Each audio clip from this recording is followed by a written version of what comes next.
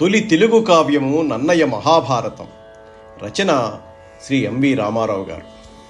శ్రీవాణీ గిరిజాశ్చిరాయ దదతో వక్షోముఖాంగేషు ఏ లోకానాం స్థితిమావహంత్య విహతాం స్త్రీపుంసయోగోద్భవాం తే వేదత్రయమూర్తయః త్రిపురుషా సంపూజితా వసురైర్భూయాసుః పురుషోత్తమాంబుజ భవ శ్రీకందరా శ్రేయసే.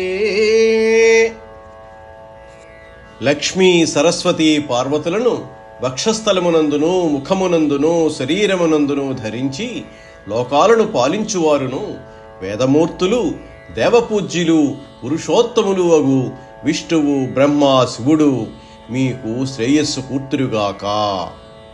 త్రిమూర్తులను స్తుతిస్తూ పై సంస్కృత శ్లోకంతో నన్నయ మహాభారత రచనకు శ్రీకారం చుట్టారు. మహాభారతంలో నన్నయ రచించిన ఏకైక సంస్కృత శ్లోకం ఇదే కావడం విశేషం. నన్నయ భట్టారకుడు తెలుగు సాహిత్యంలో ఆదికవి. వేదాంగాలు చదివాడు. సంస్కృతాంధ్ర భాషల్లో పండితుడు. వేదవ్యాస మహర్షి సంస్కృతంలో వ్రాసిన మహాభారతాన్ని తెనుగించిన కవిత్రయంలో మొదటివాడు నన్నయ. తెలుగులో మహాభారతం తొలి తెలుగు కావ్యంగా భావిస్తారు. చెంపు శైలిలో మహాభారతం అత్యుత్తమ రచనా శైలికి అద్దం పడుతుంది. తెలుగులో మహాభారతంలో ఆది సభాపర్వాలు పూర్తిగా, అరణ్యపర్వం అసంపూర్తిగా రచించారు నన్నయ. అరణ్యపర్వం రచనలో ఉండగా ఆయన ఆకస్మికంగా మరణించారు. నన్నయ సంస్కృతంలో తొలి తెలుగు వ్యాకరణ గ్రంథమైన ఆంధ్ర శబ్ద చింతామణి రచించారని భావిస్తారు. సంస్కృత భాషా వ్యాకరణాలైన పాణిని, అష్టాధ్యాయి, వాల్మీకి వ్యాకరణం అనుసరించారు. పాణిని పద్ధతికి వ్యతిరేకంగా సంజ్ఞ, సంధి, అజంత, హలంత, క్రియ అనే 5 భాగాలుగా విభజించారు. నన్నయ్యకు ఆదికవి అనే కాక శబ్దశాసనుడు, వాగమశాసనుడు అనే బిరుదులు కూడా ఉన్నాయి. నన్నయ మహాభారతంలో ఉపయోగించిన అత్యుత్తమ భాషను పరికిస్తే అంతకు మునుపు తెలుగు సాహిత్యంలో రచనలు ఉండి ఉంటాయని అభిప్రాయం కలుగుతుంది. నన్నయ్యకు ముందు ఉన్న పద్యశాసనాల్లోని పద్యాలు, అనంతరం కాలంలోని పాల్కోరి సోమన రచనల్లోని సాహిత్య ప్రక్రియలు ఈ విషయాన్ని నిర్ధారిస్తున్నాయి. నన్నయ భట్టారకుడు వేంగి దేశానికి తూర్పు చాళుక్యరాజైన రాజరాజనరేంద్రుడి ఆస్థాన కవి. వేంగిపురం రాజరాజనరేంద్రుడి పేర కాలక్రమంలో రాజమహేంద్రపురంగా స్థిరపడింది. ఆయన వేంగిని శాతవాహన శతం 1022 సంవత్సరం నుండి 1063 సంవత్సరం వరకు, అంటే 41 సంవత్సరాలు పరిపాలించాడు. నన్నయ్యకు ఆనాటి శాసనాలు రచించాడని పేరుంది. మహాభారత రచనతో తెలుగు భాష దశ దిశ మార్గదర్శనం చేశారు నన్నయ్య. రాజమహేంద్రవరంలోనే ఆయన భారతం రచించాడు.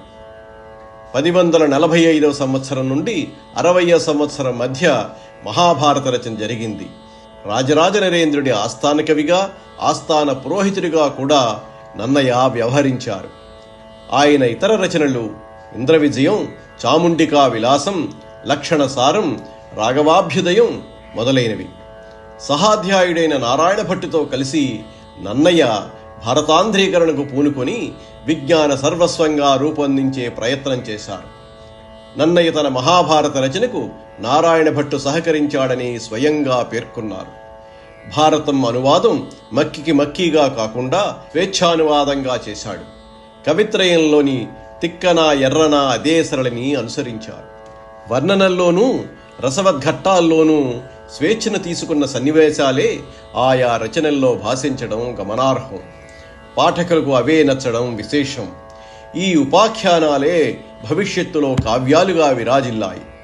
నన్నయ భారతానికి ముందే కన్నడలో అనువాదం జరిగింది. దానిలో వ్యాసభారత లక్ష్యం, పరమార్థం భంగపడ్డాయి. కథా గమనం, పాత్రలు తప్ప స్వభావాలు మారిపోయాయి. వ్యాసభారత పరమార్థమైన వైదిక ధర్మం స్థాపనకు నన్నయ ఘంటం చేపట్టారు.